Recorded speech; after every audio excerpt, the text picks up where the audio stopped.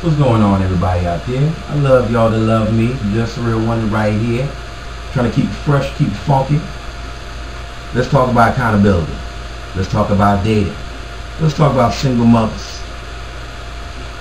Let's go.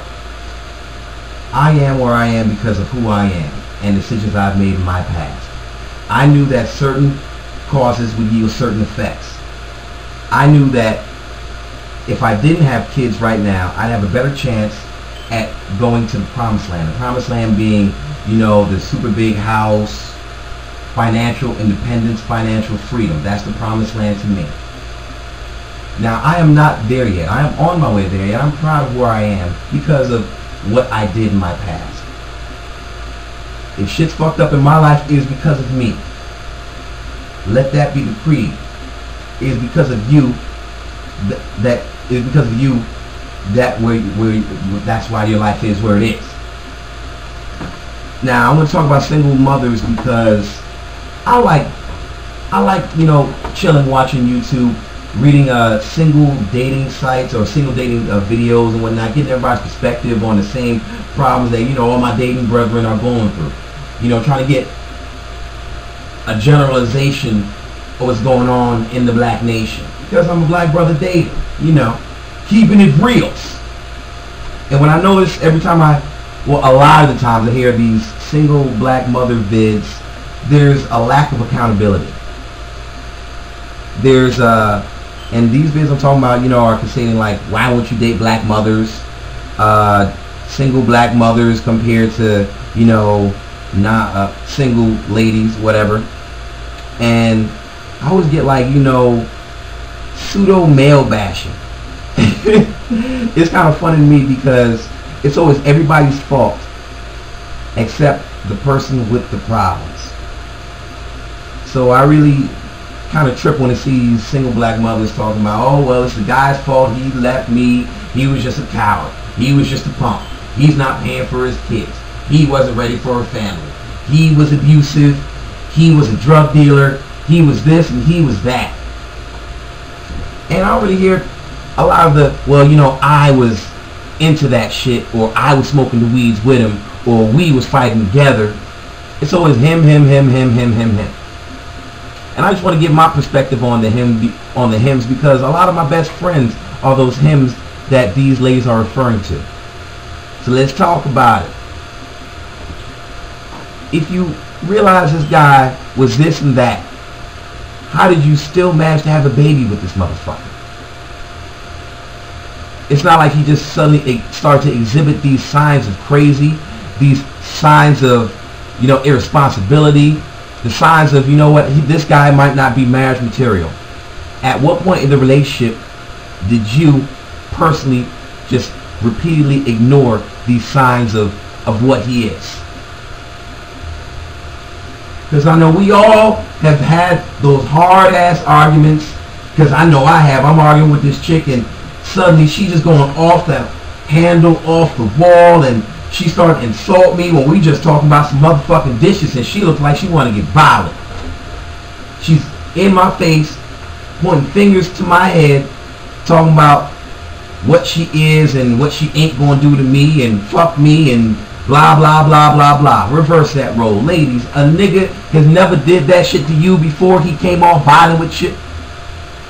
That is a perfect example of what I'm talking about. If your guy was a violent guy, he was a shitball kind of guy, he was selling drugs, there was inclinations when you first met him, there was inclinations when you first had a drink with him, because in vino veritas, in wine there is truth.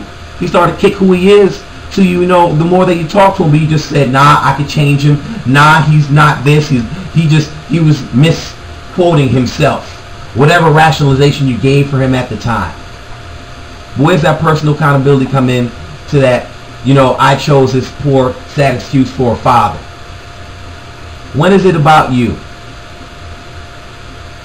Because what I usually get is when I go to these videos and dating single black mothers, it's, well, if you don't want to date a single black mother, you don't like your mama. You're irresponsible. You are not a real man because it takes a village to raise a child. And that is one of the most misquoted shits I have ever heard in my life. because it essentially does take a village to raise a child. But you know what? The village is not kicking out cheese for your kid. The village is breaking up the children's fights. The village is, you know, teaching that young man how to kill a motherfucking lion. You know, when he's around you. Hitting him off with a little bit of good advice. The 3 one-liners. Hey, what's up, little man? How you doing in school? Alright, you need to do your grade. Hey, that's the village chipping in. That is always how it has been. Let's not get it twisted. When people talk about it takes a village to raise a child, you're not sending your child off to some apprenticeship somewhere down the block. And that's just how it is. No. The village will help you. As in, like, you know, polite society helps people. Oh, you're hungry, little man? Here's a tater. But stop saying that damn village shit like it's every person in the black community's responsibility to help you raise your motherfucking seed. That was you and your baby's father's responsibility to help you raise that seed. That's it. That's where it ends. To ask for anything else is almost like a sense of entitlement. It is nobody's responsibility to help you with your family except your own. Stop that bullshit. I'm not irresponsible if I don't want to help you raise your family. I'm not a childlike person if I don't want to help you raise you and your 2 seeds. I just have the foresight to realize that them 2 seeds are going to be drained on my finances, and my finances have to be diverted somewhere else to finances that'll make more finances, frankly. I don't need that. And what I get a lot of times is, oh, well, I don't really need your help raising my seed. The baby's father is chipping in and he pays for him financially. I just want your company. Nah, that's bullshit. Because if I want to be around you all the damn time and you got 1 seed, you're going to want me to take that 1 seed fishing. You're going to want me to take that 1 seed to the YMCA, to the baseball game, to act that role as a father. And that's just because what falls on head falls on shoulders. He's a part of you. And if I really dig you, I'm going to have to do for this little man. And not everybody just wants to do that on a fiscal perspective. It's not cool. It's not fun. It's not wise. You know, from perspective of, you know, the single counterpart that you have walking around in the hood in the society. I could just go get a lady that doesn't have all these burdens and don't need me to take care of her seed, and I can just come in and be appreciated just for me rather than what I can, you know, provide as a support structure for you and your son. Because no matter what's said, your baby's father can kick in all the finance that he wants. You want somebody to show your son how to be a man. You want somebody to be a good male role model for your daughter. It's just happening like that. So why are you lying to these niggas talking about, well, I don't need you for that? You do. You really, really do. You want that shit. Deep down in the bottom of your soul, you want that shit. So stop fibbing. Alright, man, I'm going to have to catch y'all later. I'm running along, as I have a tendency to do. But y'all be blessed, and as usual, be wary for all my single brothers out there. You know, and if y'all, and the black ladies, if you felt I bashed you, that is not my intention. I'm just giving you my perspective on the situation. If you're upright and standing, you know, single black mother, more props to you. This video ain't for you.